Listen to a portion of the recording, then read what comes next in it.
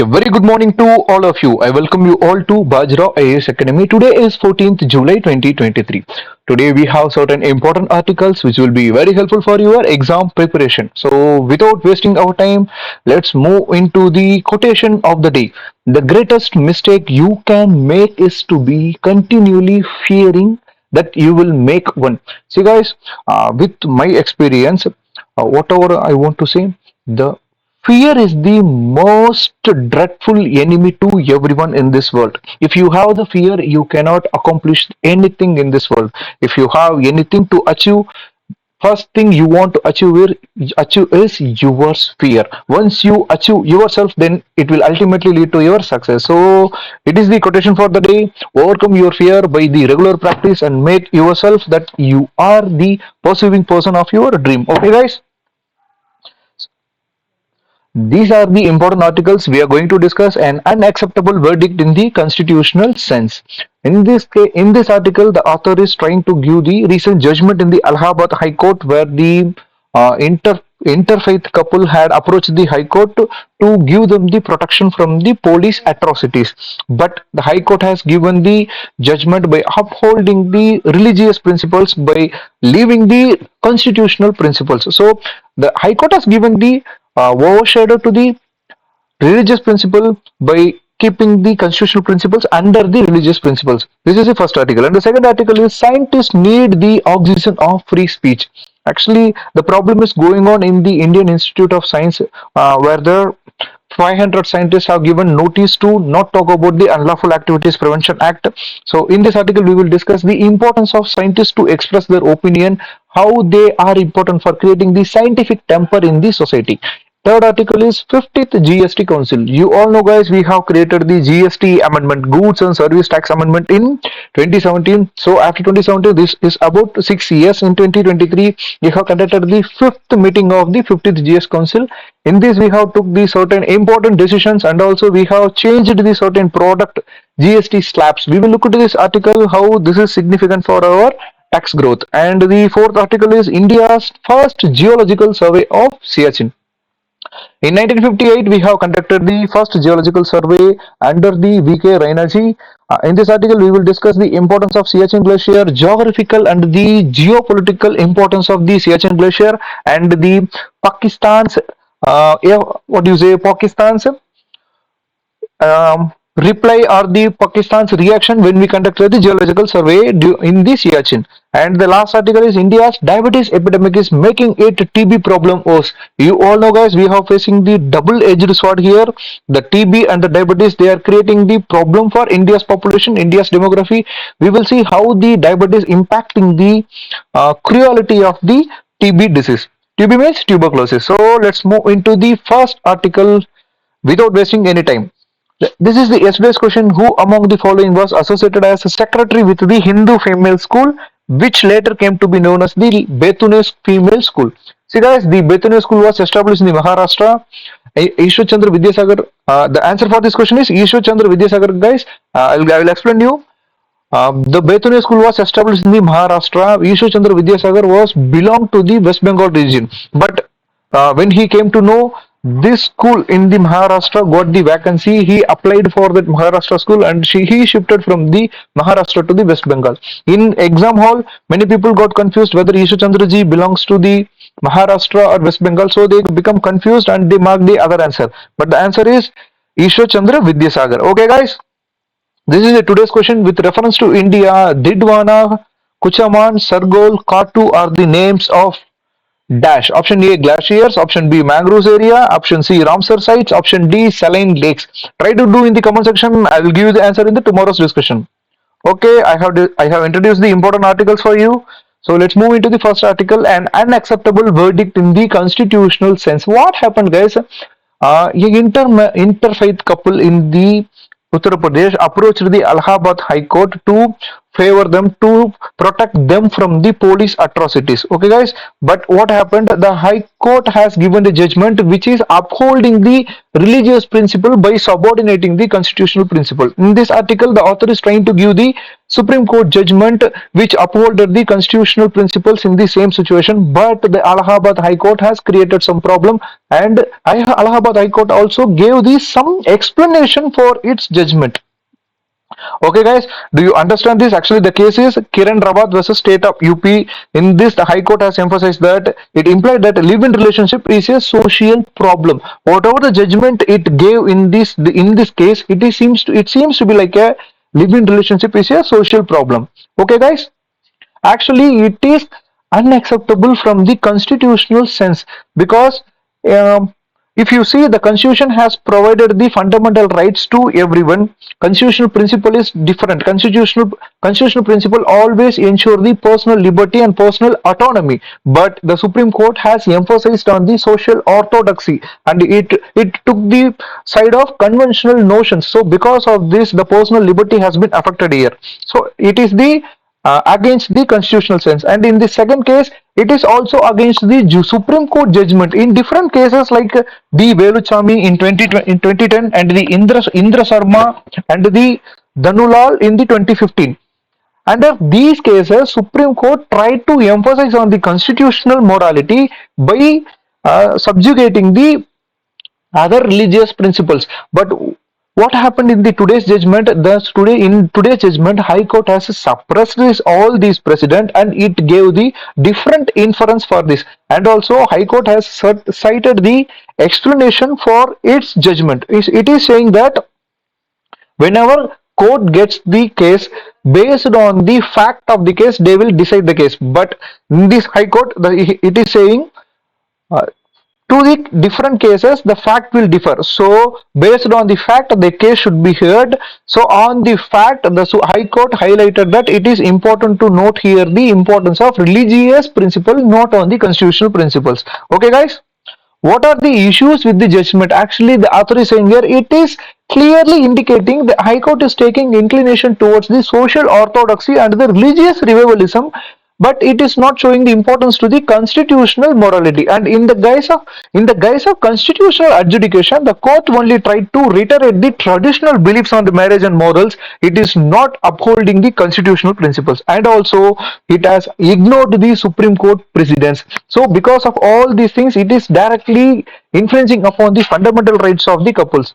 If you see the Article 141, it clearly indicates that law laid down by the Supreme Court is binding on all the people and all the courts in the Indian jurisdiction. But High Court has taken the somewhat against the Supreme Court judgment. So we want to look into the issue, what will happen in the future.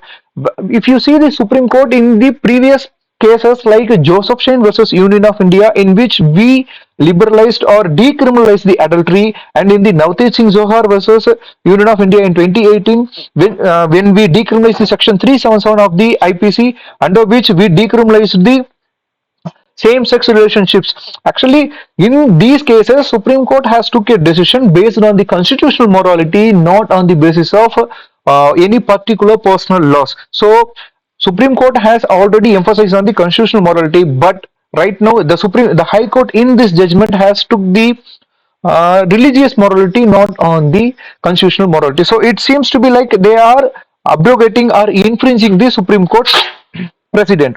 If you see in the Lata Singh case in 2006, Supreme Court has emphasized that whenever intercouple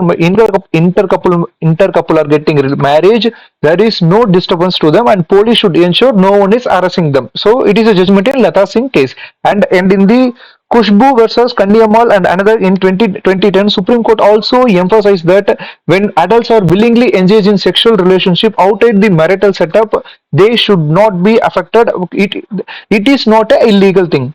Actually, in this case, the Allahabad High Court has taken a moral evolution of the case, and it is not giving importance to the constitutional morality.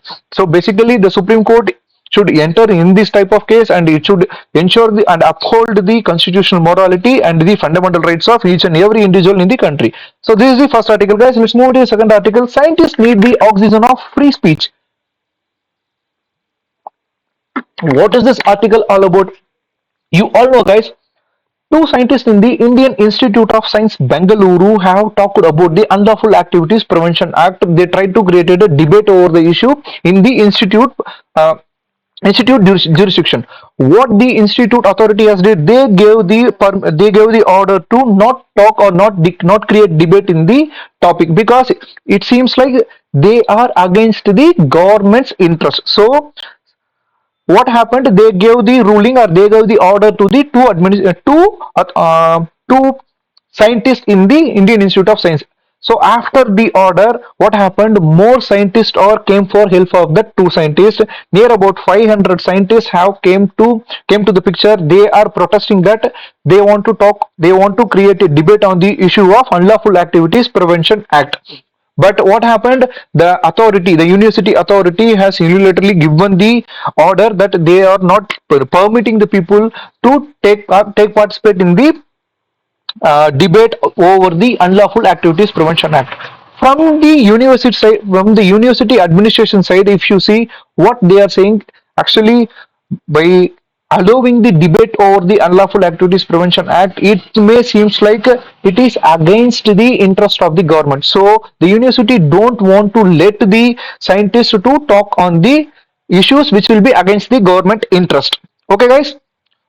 But what is the other side of the issue? What the scientists are saying here? Actually, the scientists are saying that they possess the critical inquiry mind. So they have the different perspective, scientific temper in variety of subject. So they have the power to create a better information, and they have the power to create, educate and express themselves on matters of public interest. You all know, guys, in our fundamental duty itself, we have that we want to ensure the scientific temper in the society. If you see, scientists are the only those people who have the rational attitude to all the subjects, so they have the responsibility to educate and express themselves on the public interest. And also, if you see, researchers, if they fail to stand up for the justice, it will ultimately lead to the abdication of this responsibility, and it is like it will be against the fundamental duty. So scientists are arguing that it is their fundamental duty that they want to criticize the some mistakes in the governance. So these are the scientist perspective. What about the university? University is arguing that by allowing the intellectual to talk on the Unlawful Activities Prevention Act, it may affect the nation's security. It is not in the against. No, it is not in the favor of government. So they try to stop the researchers or scientists to talk about the UAPA. But here the author is giving some example.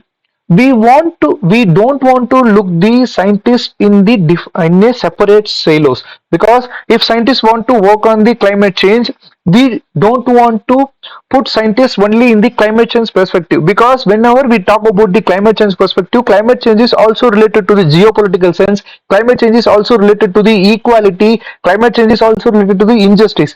Whenever scientists work on the climate change, they should also focus on these aspects also, like geopolitics and the injustice and the equality. So when the scientist works on the climate justice, we cannot say that they should only work on the climate change. They should not talk about these aspects, because we cannot create a silos for the science. Science has the different branches, so we cannot enforce or we cannot strict the scientists to talk about only the subject. And also the author is giving the other subject. Whenever we talk about the energy policy is also related to the environmental concern. Energy policy is also related to the usage and equitable distribution of energy. So these all perspectives should also be talked. Scientists should not work only on the creation of energy. Scientists should also look over all these issues. If you see the scientific and technological development, if we just by creating the scientific technology, we cannot ensure the equality and justice in the society. Actually, the scientists should talk over this problem. They should educate the people. Then only we will ensure that whatever science we have developed, it is serving the justice to all the people in an equitable manner. If you see, guys, the administrator are worried that they might be promoting views that are hostile to the government of the day. I have already mentioned you that. So without asking from the government itself, they are proactively giving the prohibition order to all the members in the university. See guys, government is not asking the university to give such orders, but the university in itself, its own authority, they are giving this order. And also, if you see the example, the author is trying to give the example in the Indian Institute of Science and Education versus Mohali. The administrators invoke the Central Civil Services Conduct Rules 1964 to prohibit the criticism of the government which were designed for the civil servant. And also, Allahabad High Court held in 2015 that these rules have no application to the Central University. In 2020, Tripura High Court also emphasized that the scientists also possess the right of free speech, and they also possess the fundamental rights, so we cannot take away or infringe upon their fundamental rights. Okay guys, so let's move to the another article. Work in progress. 50th GST Council meet lifts the fog on many. Actually, this is all about the 50th GST Council meeting. What happened? You all know guys, in 2017 we have enacted the amendment under the 122nd Amendment Bill. 122nd Amendment Bill, we created the 101 Constitutional Amendment. Under this, we have enacted the Goods and Service Tax Amendment. Under this, what we did, we have encompassed all the indirect taxes and we put under the one basket. So we call them as GST. So to overlook upon this, we also created the GST Council.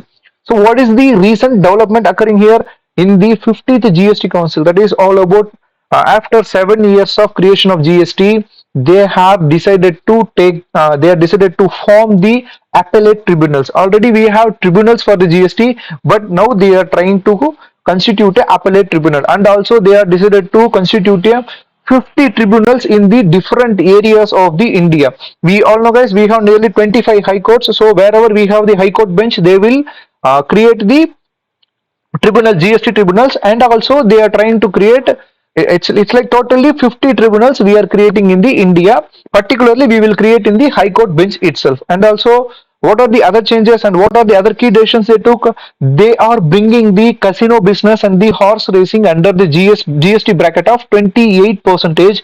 And also, if you see, this is the very important decision they took. Whichever food they served in the cinema hall, it will be charged only the 5% of GST. Whoever the cinema lovers, they all will become happy because they don't want to spend too much for the popcorn in the cinema hall. They want to spend very less. So enjoy the movie very much. Enjoy the movie guys. Okay. So what is the GST Council? See guys, with the 122 Amendment Bill, we created the 101 Amendment and we created the GST Act. Under the GST Act, we also constitute the GST Council. In this, we have the 1/3 strength belongs to the central government, that is union government, and the 2/3 strength belongs to the state government. Whenever they took the decision will be taken on the basis of 3/4, so that they ensure more power they get from the more permission given to the state government, only few power given to the central government. Okay guys, do you understand the crux of this GST and what happened with the recent GST meeting? GST actually, we just look at the GST Council. What is GST Council? GST Council consists of the Union Finance Minister as the chairperson and the Union Minister of State Finance from the centers. From the center, we have these two members, and from the each state they will nominate a different minister in charge of finance and the other ministers as their member. Whenever they take decision, they took the decision on the basis of 3/4 of the majority. Okay guys, what is the function of GST Council? It will make recommendation to the union and the states on the matters of GST and the other things or the other subject what we want to bring in under the GST. Okay guys, see, we have different things which are still not under the GST. First one, liquor and the aviation turbine fuel and stamp duty. There are many things which are still not under the GST. Whenever time occurs, the GST Council will recommend to the central government and the state government to bring all these products under the GST umbrella. Okay guys, so let's move to another article. The first GSI, Geological Survey of India, survey of the Siachen Glacier. Hey guys, we conducted the first geological survey in the Siachen Glacier in 1958 under the V.K. Raina. Remember this name, V.K. Raina? It is not Suresh Raina. Okay guys, just for fun guys. It is in June 1958, V.K. Raina under Vikarena, we conducted the Geological Survey of India. Why we did this? Because the 1958 was celebrated as the International Geophysical Year. All over the world, geophysics got so important and so eminent. So during this year, to commemorate the and to celebrate this year, we constituted the geological survey over the Siachen glaciers. So we want to conduct the snout survey over the different Himalayan ranges. We want to conduct a survey on the Kumaon Himalayas, Kumaon Himalayas, Sikkim Himalayas, and the Kashmir Himalayas. So under the Vikarena, we constituted the first geological survey of the Siachen. Under the Vikarena, in the Ladakh region, we have focused on the five glaciers. These are the five glaciers: Siachen Glacier, Mamostong, Chongkumdan, and Kichik-Kumdan, and the Aktash glaciers. See guys, these are very important because UPSC may ask this. These are related to the map. And also, what is the finding of this group when they did the geological survey? They found the snow leopards and the ibexes, and they also said they don't found any humans in this region. And also, it they have said it is an inaccessible ice area. It consists of mass of ices which will be inaccessible. And also, when they climbed up 2 kilometers upstream, they found that they found a what do you say, beautiful view of clear white stream flowing in the mountains. And also they are saying Siachen Glacier consists of the two caves separated about the 100 meters, the northern cave and the southern cave. Nubra River originates from the northern cave, and it will be, what do you say, it will disappear while it originates from the northern cave, and it will emerge out at the southern cave. So it is a beautiful view, and you should remember the river, Nubra River is related with the Siachen Glacier. It is the previous year question, guys. And what they are saying, what happened and what was the response Pakistan gave when we conducted the geological survey? If I want to say in a single word, there is no response from Pakistan, because at that time Pakistan has no significance with the Siachen glacier, and they also felt that they don't have interest at that time because they were following the Karachi ceasefire agreement in 1949, and also they believed that scientific exploration and study over the Siachen glacier poses no threat to them, so there was no importance to criticize the India's activity. So Pakistan was silent at that moment. They not created any criticism for the India, but the study has certain geostrategic significance, guys. See, if there is a particular area, when we do research over that area, it symbolizes that that area is under our jurisdiction. When India conducted the geological survey, it is directly indicating that these areas are under our jurisdiction. It is our sovereignty and it is our territory. Okay, guys.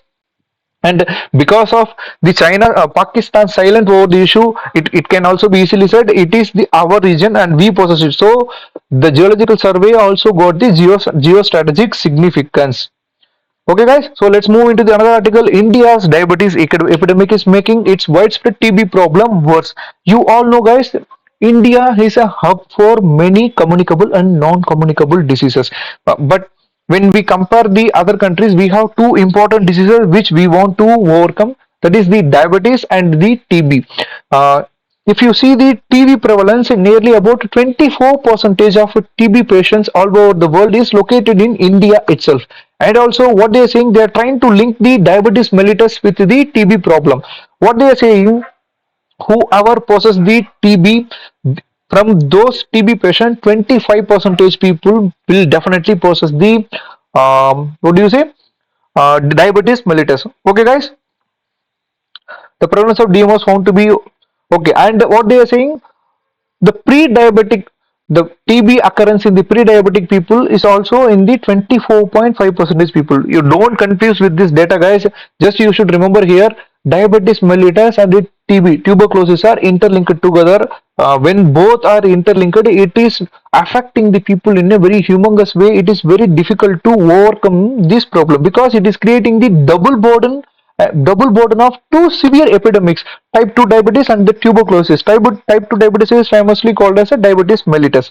Okay, guys, and what they are saying, if you see the India's population, nearly 74.2 million people are affected with the diabetes, and year by year 2.6 million people get affection with the TB. Actually, every year we are getting the 2.6 million people, and they are also saying when the diabetes mellitus affects the any people, it will affect the respiratory system. Diabetes if you all know guys who are possess the diabetes mellitus, who are the patient of diabetes, when they got any injury, it will take more time to recover from that injury. So when the people affected with the diabetes, the lungs tissues get injured or damaged. So because of this damage, because of diabetes, the lungs will not get easily recover from this kind of wound. So the diabetes mellitus and the TB co-infections will adversely affect the TB treatment outcomes in the patient. Okay guys, how the diabetes mellitus increases risk of TB.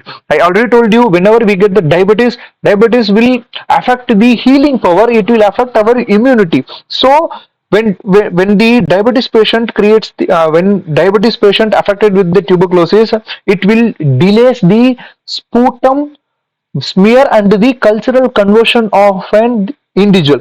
Basically guys, it will not allow the allow the person to develop his immunity. It will not allow the sputum formation in the lungs. So the diabetes mellitus will increase the risk of tuberculosis, and also it will impact the cell immunity. I told you guys already, TB will affect the immunity. once the diabetes will Once the diabetes join with the TB, it will ultimately affect the immunity in a very big manner. It will alter our functions. So it creates a poor nutritional status and facilitate the invasion of more TB, and it will also create a risk of high bacterial load, and also it may modify the TB symptoms. There are certain particular symptoms for TB disease: regular coughing, chronic fever, vomiting, loose motions, high fever, headache. These are the symptoms of TB. But if you are coexisting the TB with the diabetes, the symptoms may be very severe, guys, and may cause the cavitary lesions over the lower lungs, and increases the likelihood of unfavorable TB treatment outcomes. TB treatment, we have the treatment, guys. We have different what do you say, biotechnological chemicals. So we use the different antibiotics for the TB treatment, but when we have the diabetes, these antibiotics will not be useful for the TB treatment. So basically, which antibiotics we use for the TB? We use the isoniazid and the rifampin. These are the two important antibiotics we use against the TB patient. But what is the drug resistant TB? If the TB if the TB is not cured with any one of this isoniazid or the rifampicin, then we call it as the multi-drug resistant tuberculosis. And what is the extensively drug resistant tuberculosis? In the extensively, it will not give favorable result by using the antibiotics. They are not effective against both the isoniazid and the rifampicin. So extensive drug resistant, it is by the name itself, it is indicating that tuberculosis has evolved a lot. It has strengthened itself that it will not get cured from the any drugs. Okay, guys. And also from the government of India data, whenever they did it, in the World Tuberculosis Report 2020 under the World Health Organization, they tried to compare the COVID-19 with the TB, and they emphasize that COVID-19 has increases the risk of tuberculosis. In India, the incidence of TB is 210 per 1 lakh population in 2021, which was 256 in 2015. So if you see the trend, it is decreasing. The infection of TB is decreasing. We have the target to become the TB Mukt Bharat by 2025. You all know, guys, UN has a target to get over the TB issue by 2030. It's 2030, but our India has kept the target of 2025 by ensuring the primary health care, by ensuring the Ayushman Bharat schemes to the all over the primary health center and secondary health centers. We can easily overcome the tuberculosis problem, guys. We need the cooperation that what we gave in this Swachh Bharat Abhiyan. Okay, guys.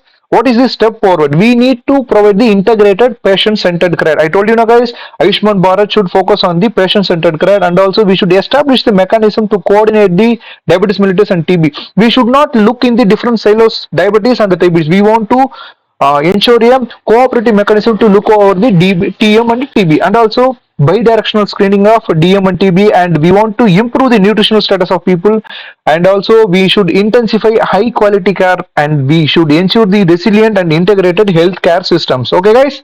And these are the short news. What is this? Google launches a Chat GPT rival Bard. So you all have heard the name of ChatGPT.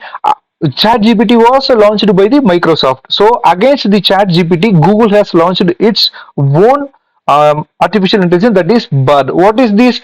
What is this Bard? This Bard was a artificial chatbot which is released in the EU, Brazil, and several other nations. What is this GPT all about? GPT stands for the Generative Pre-trained Transformer. Actually, it acts with the large language model. It is the different computer language, which that language and with the deep learning and machine learning, by ensuring we are ensuring that artificial intelligence to produce a human like text based outputs when we give the inputs. Okay, guys. What is the another new short news? We have got the first counter birth oral pill, guys. This is not so important. Just you want to just you remember the fact that the Food and Drugs Administration US has given the approval for the first over the counter birth control pill. So basically we are enhancing or increasing the basket of the contraceptives. Okay, guys, this will be helpful for all the patients irrespective of their ages. So thank you so much for listening, guys. That's all for the today. If you like the video, please press the like button, and if you have any comment, please do it in the comment section. We will try to improve that. And don't forget to touch the subscribe button. Along with that, touch the bell icon button so that you get all notification whenever we post under the Baji Rao IAS Academy. So thank you so much. Have a nice day. Jai Hind.